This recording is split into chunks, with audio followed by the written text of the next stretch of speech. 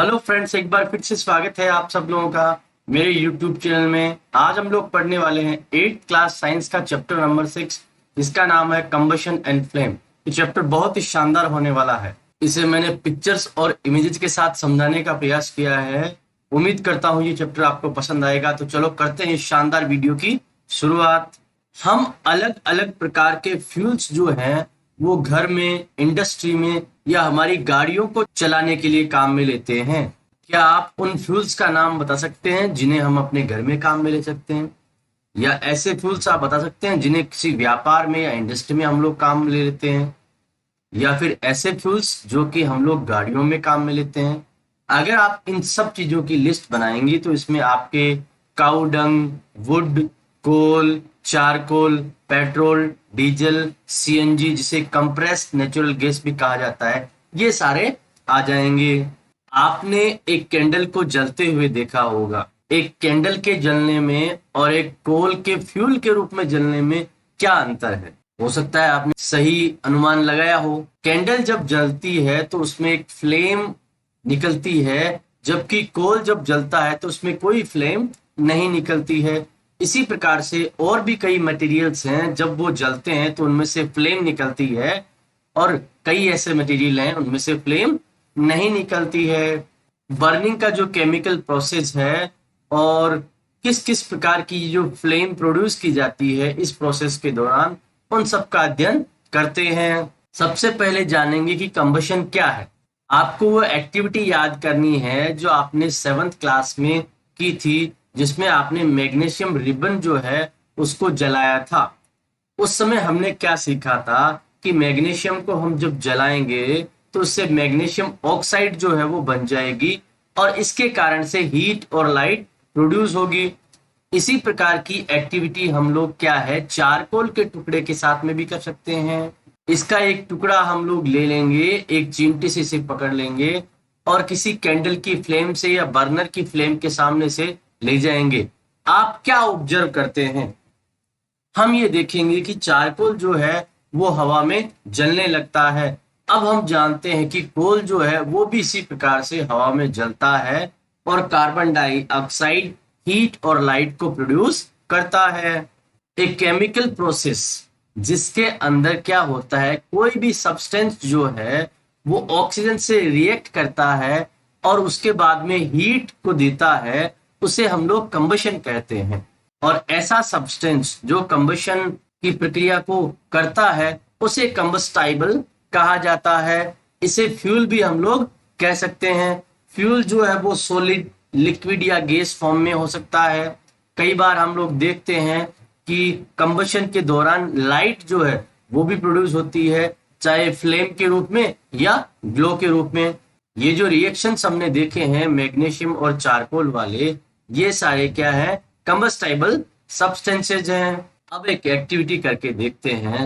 हम क्या करेंगे, एक टेबल पे एक लाइटेड कैंडल को फिक्स कर देंगे, उसके ऊपर एक ग्लास चिमनी जो है वो उस पर रख देंगे। वो हम इस प्रकार से रखेंगे जिस तरह से फिगर ए में आपको दिखाई दे रहा है।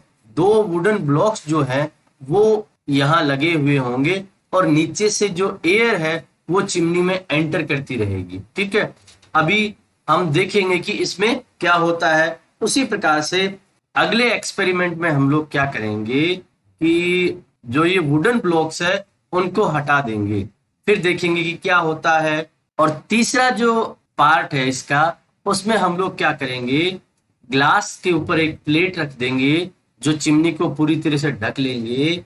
उसके बाद में हम लोग देखेंगे कि इन तीनों में अलग अलग रूप से क्या हो रहा है। क्या ये जो मोमबत्ती है वो फड़फड़ाती है या स्मोक देती है? क्या ये अप्रभावित रहती है? क्या इस पे किसी प्रकार का प्रभाव रहता है? चलिए जानते हैं इन सब के बारे में। हमने ये देखा है कि कंबशन के लिए एयर की बहुत ज्यादा आवश्यकता होती है। एयर के बिना कंबशन नहीं हो सकता। पहली एक्टिविटी जो है उसमें कैंडल है वो आराम से जल रही है क्योंकि एयर जो है वो चिमनी में एंटर कर पाती है। दूसरी जो एक्टिविटी है उसमें हम लोग देखते हैं कि एयर जो है वो चिमनी में एंटर नहीं कर पा रही है, इसलिए इसकी कैंडल की जो फ्लेम है वो फ्लिकर करती है और वो स्मोक को प्रोड्यूस करती है। फ्लिकर का मतलब फड़फड़ाना। और तीसरे में हम लोग देखते हैं कि चारों तरफ से इसे पैक कर दिया गया है, एयर का कोई ऑप्शन नहीं है, तो ये फाइनली क्या होगा, कैंडल बुझ जाएगी। तो यहाँ हमने समझा है कि कंबशन के लिए एयर बहुत ज्यादा आवश्यक होती है। आपने ये भी पढ़ा होगा कि जब किसी व्यक्ति के कपड़े जो हैं वो आग पकड़ लेते हैं तो उसको तुरंत क्या करते हैं, हम ब्लैंकेट से कवर करते हैं ताकि आग से उसे छुटकारा मिल जाए। क्या आपने सोचा है कि ऐसा हम लोग क्यों करते हैं?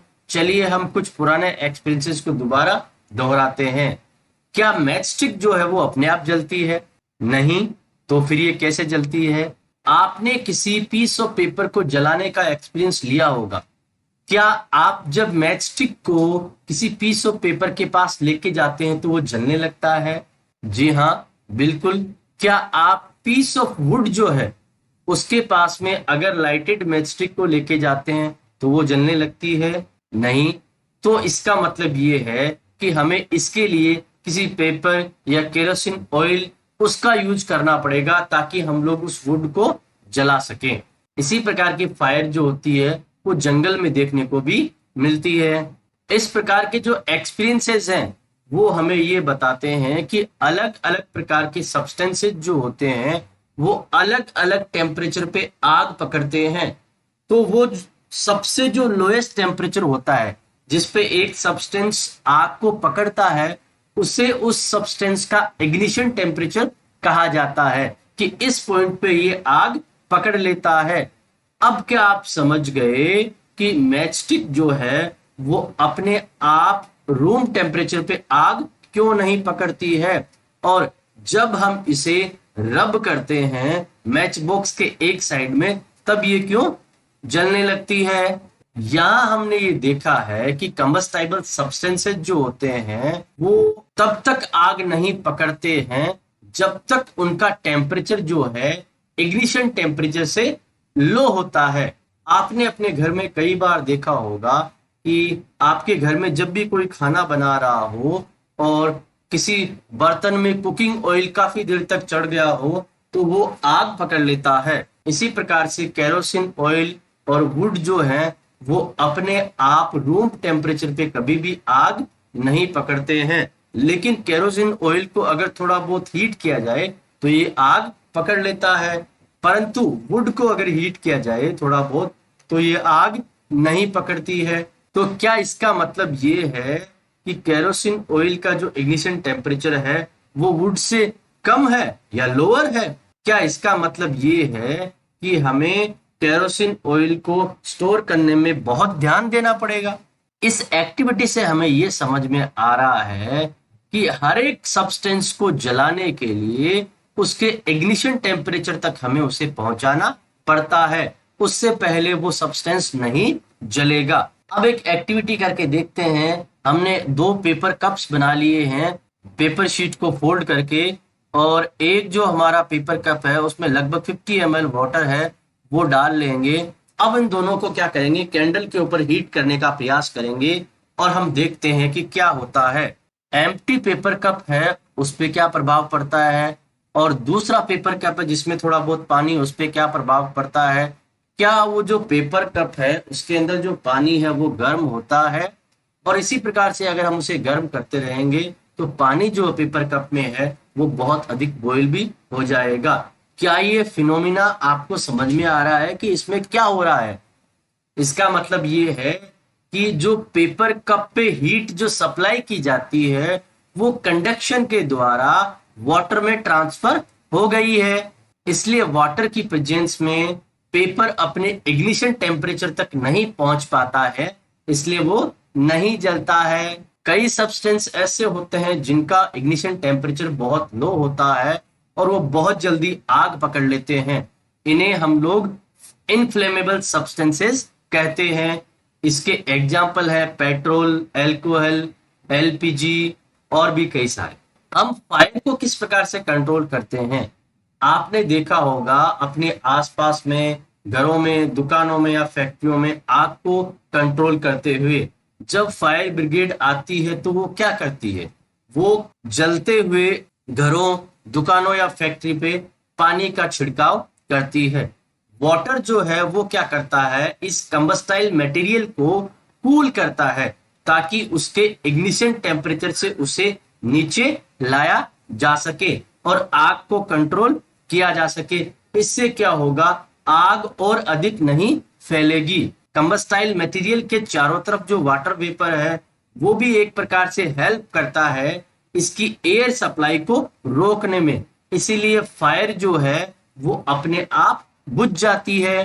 तो आपने यहां जान लिया होगा कि फायर को प्रोड्यूस करने के लिए तीन चीजों की बहुत अधिक आवश्यकता होती है।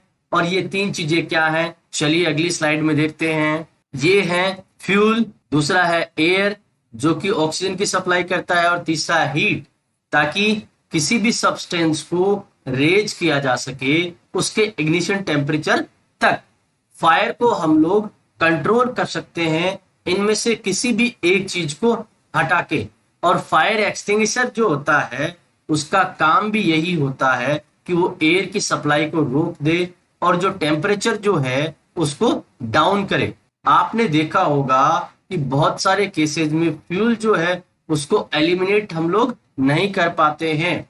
अगर एक बिल्डिंग जो है वो फायर को कैच कर लेती है तो पूरी जो बिल्डिंग होती है वो फ्यूल होती है, इसलिए हमें एयर की सप्लाई को रोकना होता है। सबसे कॉमन जो फायर एक्सटिंग्विशर है वो है वाटर।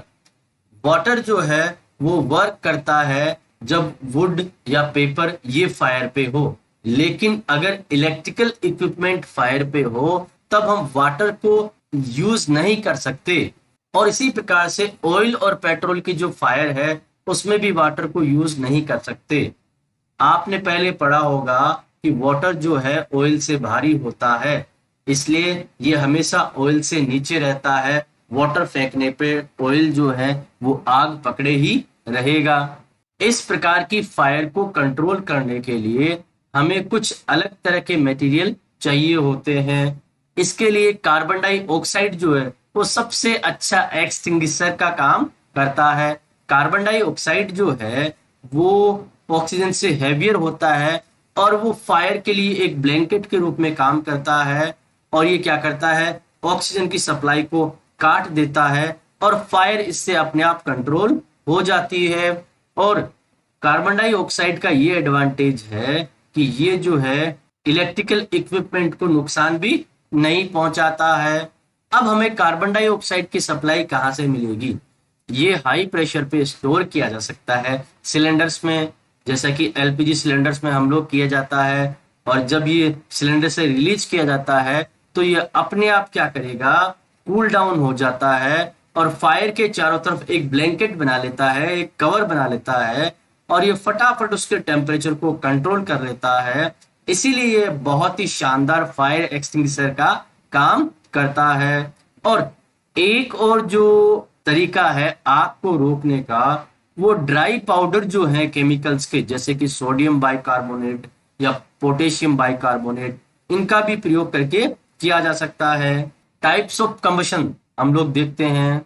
गैस स्टोव जो कि किचन में है उसके पास में हम एक बर्निंग मैचस्टिक या गैस लाइटर लेके जाएंगे और नॉब को हम लोग ऑन करेंगे। फिर आप क्या देखेंगे, आप ये देखेंगे कि फटाफट जो गैस है वो ऑन हो जाएगा और इसमें फटाफट हीट और लाइट जो है वो प्रोड्यूस हो जाएगी। इस प्रकार के कंबशन को हम लोग रैपिड कंबशन कहते हैं। रैपिड का मतलब जल्दी या तेजी से। इस तरह के कई सब्सटेंसेज होते हैं जैसे कि फॉस्फोरस, जो कि एयर में भी जलने लगता है रूम टेम्परेचर पे। इस प्रकार का कंबशन जिसमें कोई मटेरियल अचानक आग पकड़ ले बिना किसी कारण के, उसे हम लोग स्पॉन्टेनियस कंबशन कहते हैं। आजकल हम लोग फायरवर्क जो है वो फेस्टिवल्स में यूज करते हैं। जब एक क्रेकर को इग्नाइट किया जाता है तो उसमें एक रिएक्शन होता है और उसके बाद में हीट, लाइट और साउंड जो है वो प्रोड्यूस होती है। बहुत अमाउंट में गैस जो है वो भी फॉर्म होती है, वो भी रिलीज हो जाती है।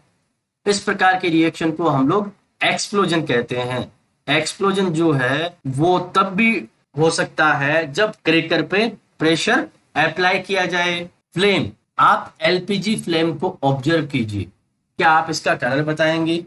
और उसी प्रकार से कैंडल की फ्लेम है, उसका कलर कैसा होता है।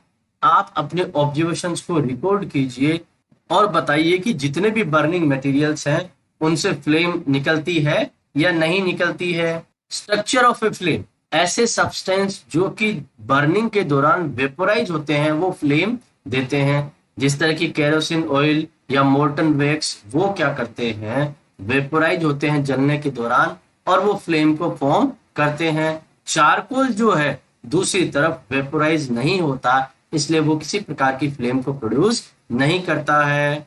एक्टिविटी 6.5 में आप देख सकते हैं एक कैंडल है, कैंडल के ऊपर हम लोगों ने क्या किया है, एक टेस्ट ट्यूब को ले लिया है और टेस्ट ट्यूब के जो दूसरा हिस्सा है उस तरफ हम लोग एक मैच स्टिक लेके जाएंगे और हम लोग देखते हैं कि वहां तुरंत वो जो है वो फायर को कैच कर लेती है।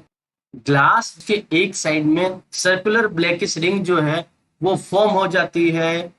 ये हमें बताती है कि किस प्रकार से बिना जले हुए कार्बन पार्टिकल्स जो है वो इस फ्लेम के ल्यूमिनियस जोन में प्रेजेंट हैं। एक लंबा कॉपर वायर जो है उसे आप लीजिए और उसे नॉन ल्यूमिनियस जोन फ्लेम का जो है वहां 30 सेकेंड्स तक रखिए और आप थोड़ी देर बाद में क्या देखेंगे, जो फ्लेम के पास वाला जो हिस्सा है वो काफी रेड और हॉट हो जाएगा। क्या इससे ये साबित होता है कि नॉन ल्यूमिनियस जोन जो इस फ्लेम का है उसका हाई टेम्परेचर है। वास्तव में ये जो पार्ट है इस फ्लेम का वो सबसे हॉटेस्ट पार्ट है। गोल्डस्मिथ जो होते हैं वो outer most zone of a flame का जो होता है उसको एक मेटेलिक ब्लो पाइप जो होती है उसकी सहायता से वो गोल्ड और सिल्वर को मेल्ट करते हैं। व्हाट इज ए फ्यूल, आप याद कीजिए कि हीट एनर्जी जो कि घर में चाहिए होती है या इंडस्ट्रियल में जो चाहिए होती है उसके सोर्सेज हैं would, charcoal, petrol, kerosene etcetera. ये सब्सटेंसेज जो हैं इन सबको हम फ्यूल्स कहते हैं। एक गुड फ्यूल वो होता है जो तुरंत काम में लेने के लिए रेडी होता है, ये सस्ता होता है और ये फटाफट जलने के लिए तैयार होता है और काफी अमाउंट में ये हीट प्रोड्यूस करता है और किसी भी प्रकार का अनडिजायरेबल सब्सटेंस अपने पीछे ये नहीं छोड़ता है। वास्तव में कोई भी फ्यूल ऐसा नहीं है जिसे आइडियल फ्यूल हम लोग कह सकें। हमें इस तरह के एक फ्यूल की तलाश है जो सारी रिक्वायरमेंट्स को पूरा कर सकें। फ्यूल्स जो हैं उनकी अलग अलग कॉस्ट होती है, कुछ फ्यूल्स एक दूसरे से महंगे होते हैं। फ्यूल एफिशिएंसी के बारे में जानते हैं। अगर आपको कहा जाता है कि आपको एक स्पेसिफिक क्वांटिटी ऑफ वाटर जो है उसे बॉईल करना है और आपको फ्यूल दिया गया है काऊ डंग, कोल और एलपीजी, कौन सा फ्यूल आप लेना चाहेंगे और आपका कारण क्या है। आप इस एक्टिविटी में अपने पेरेंट्स की हेल्प भी ले सकते हैं। क्या ये तीनों फ्यूल जो है सेम अमाउंट ऑफ हीट को प्रोड्यूस करते हैं। 1 किलो फ्यूल के पूरी तरह से कंबशन हो जाने के बाद में जो हीट एनर्जी प्रोड्यूस होती है उसे उसकी कैलोरीफिक वैल्यू कहा जाता है। कैलोरीफिक वैल्यू जो है उसे एक्सप्रेस करने के लिए किलो जूल पर केजी का यूज किया जाता है। यहाँ पे कुछ फ्यूल्स की कैलोरीफिक वैल्यू जो है वो दी गई है। Burning of fuels leads to harmful products. Fuel का हम लोग जो कंजप्शन ज्यादा करते हैं इससे हमारे एनवायरनमेंट पे बहुत ज्यादा प्रभाव पड़ता है। कार्बन फ्यूल्स जैसे कि वुड, कोल, पेट्रोलियम, ये क्या करते हैं, अनबर्न्ड कार्बन पार्टिकल्स जो है छोड़ते हैं और ये बहुत ही खतरनाक होते हैं।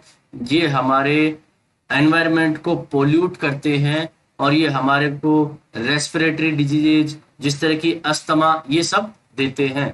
और अगर इन सब्सटेंसेस का कंबशन इनकम्प्लीट होता है तब ये कार्बन मोनोऑक्साइड गैस देते हैं। ये भी बहुत जहरीली होती है, ये बहुत ही खतरनाक है। एक बंद कमरे के अंदर कार्बन मोनोऑक्साइड गैस जो है वो एक व्यक्ति को सोते हुए मार सकती है। आपने कई बार सुना होगा कि कुछ लोग रात को कमरे को गर्म रखने के लिए आग जला के सो जाते हैं और वो सुबह जब उठते हैं तो मरे हुए पाए जाते हैं। उसका कारण होता है कार्बन मोनोऑक्साइड गैस। कई सेंचुरी से वुड जो है वो डोमेस्टिक और इंडस्ट्रियल फ्यूल के रूप में यूज की जा रही है, लेकिन अब इसका स्थान कोल और दूसरे फ्यूल जैसे कि एलपीजी ने ले लिया है। हमारे गांव में अभी भी लोग जो है वुड को ही फ्यूल के रूप में काम में लेते हैं, क्योंकि ये आसानी से मिलती है और इसकी कीमत भी कम होती है। हालांकि वुड को जलाने पे बहुत अधिक स्मोक निकलती है जो ह्यूमन बींग्स के लिए हार्मफुल होती है। ये हमें रेस्पिरेटरी प्रॉब्लम्स देती है। और ट्रीज जो कि हमें बहुत ही उपयोगी सब्सटेंस देते हैं वो भी धीरे धीरे इसके कारण से खोते जा रहे हैं। और बहुत अधिक पेड़ों को काटने के कारण से डिफोरेस्टेशन जो हो रहा है वो भी हमारे एनवायरनमेंट के लिए बहुत खतरनाक है। अधिकतम जो फ्यूल्स होते हैं वो कंबशन के दौरान कार्बन डाइऑक्साइड को रिलीज करते हैं जो कि एनवायरनमेंट में चली जाती है। और धीरे धीरे जब एनवायरनमेंट में कार्बन डाइऑक्साइड बढ़ जाती है तो ये ग्लोबल वार्मिंग को बढ़ा देती है। कोल और डीजल को जलाने पर सल्फर डाइऑक्साइड गैस प्रोड्यूस होती है। ये बहुत ही दम घुटाने वाली और खतरनाक गैस होती है। पेट्रोल इंजन्स जो होते हैं उनमें भी गैसियस ऑक्साइड्स जैसे कि नाइट्रोजन निकलती है। सल्फर और नाइट्रोजन की जो ऑक्साइड्स होते हैं वो रेन वाटर में मिल जाते हैं और एसिड का निर्माण करते हैं। इस प्रकार की बारिश को एसिड रेन कहा जाता है। ये फसलों के लिए बहुत अधिक नुकसान है और साथ ही साथ बिल्डिंग और सॉइल के लिए भी बहुत अधिक नुकसान है। इसी के कारण से डीजल और पेट्रोल जो कि गाड़ियों में फ्यूल के रूप में काम में लिए जाते हैं उनकी जगह सीएनजी का धीरे धीरे प्रयोग किया जा रहा है। सीएनजी जो है वो हार्मफुल प्रोडक्ट्स कम छोड़ता है, ये एक क्लीनर फ्यूल है। ग्लोबल वार्मिंग जो है वो जो टेम्परेचर एटमॉस्फेयर का बढ़ रहा है उसका कारण है। इसके कारण से क्या होगा कि जो पोलर ग्लेशियर्स हैं वो धीरे धीरे मेल्ट होते जा रहे हैं और सी लेवल धीरे धीरे बढ़ता जा रहा है और कोस्टल एरियाज में बहुत अधिक बाढ़ आती है और जो कोस्टल एरियाज काफी नीचे हैं वो पूरी तरह से पानी में डूबते जा रहे हैं। अब हम इस चैप्टर को एक बार रिवाइज कर लेंगे कि इस चैप्टर में हमने खास बातें क्या पढ़ी है। वो सब्सटेंस जो कि हवा में जलते हैं उन्हें कंबस्टाइबल कहा जाता है। कंबशन के लिए एयर में ऑक्सीजन का होना आवश्यक है। कंबशन के प्रोसेस के दौरान हीट और लाइट प्रोड्यूस होते हैं। इग्निशन टेम्परेचर वो सबसे लोएस्ट टेम्परेचर है जहां पे कोई भी कंबस्टाइबल सब्सटेंस आग पकड़ लेता है। इनफ्लेमेबल सब्सटेंस वो होते हैं जिनका इग्निशन टेम्परेचर बहुत अधिक लो होता है, इसका मतलब वो बहुत जल्दी आग पकड़ते हैं। फायर को हम लोग कंट्रोल कर सकते हैं किसी भी एक इसेंशियल जो रिक्वायरमेंट है उसको हटा के, जैसे कि एयर। वाटर को अधिकतम हम लोग यूज करते हैं फायर को कंट्रोल करने के लिए, लेकिन इलेक्ट्रिक इक्विपमेंट्स और ऑयल्स की फायर को वाटर के द्वारा कंट्रोल नहीं किया जा सकता। कंबशंस कई प्रकार के होते हैं जैसे रैपिड कंबशन, स्पॉन्टेनियस कंबशन और एक्सप्लोजन। फ्लेम के 3 डिफरेंट जोन्स होते हैं, डार्क जोन, ल्यूमिनियस जोन और नॉन ल्यूमिनियस जोन। एक आइडियल फ्यूल सस्ता होना चाहिए, उसे तुरंत काम में लेने लायक होना चाहिए और वो बहुत जल्दी कंबस्टाइबल होना चाहिए और उसको ट्रांसपोर्टेशन में भी दिक्कत नहीं होना चाहिए। साथ ही साथ इसकी कैलोरीफिक वैल्यू जो है वो भी हाई होनी चाहिए और इसे किसी प्रकार की खतरनाक गैस जो कि एनवायरनमेंट को पोल्यूट करती है वो भी नहीं छोड़ना चाहिए। फ्यूल्स जो है अपनी अपनी योग्यता और क्षमता के अनुसार अपनी कीमत रखते हैं। फ्यूल्स की जो एफिशिएंसी है वो कैलोरीफिक वैल्यू में एक्सप्रेस की जाती है जिसकी यूनिट है किलो जूल पर केजी।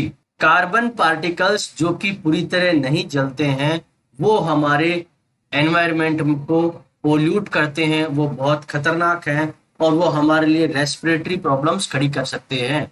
किसी फ्यूल का इनकम्प्लीट कंबशन जो होता है वो एनवायरनमेंट में पॉइजनस कार्बन मोनोऑक्साइड गैस छोड़ता है।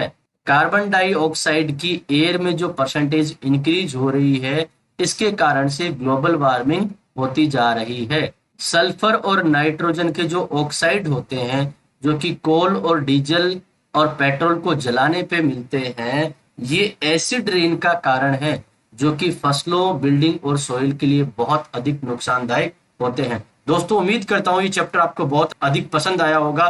प्लीज इसे लाइक और शेयर करें, साथ ही साथ मेरे चैनल को भी सब्सक्राइब करें। Thank you so much.